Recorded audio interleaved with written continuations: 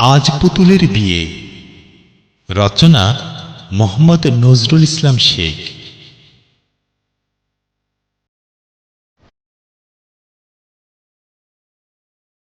টুনির মুখে ফুটল হাসি, আজ পুতুলের বিয়ে।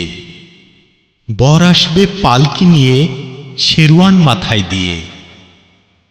কন্যা মোদের মেলার পুতুল, করিমগঞ্জের বর।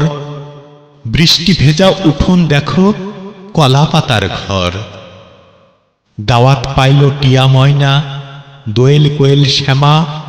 বর আসছেন লাল টুকটুকে, সঙ্গে তাহার মামা। কন্যা সাজাও, খাওয়াও মিষ্টি পান।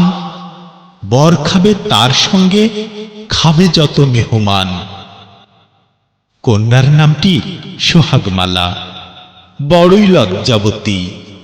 সকাল সকাল বিদায় দেব, নামবে আধার রাত্রি।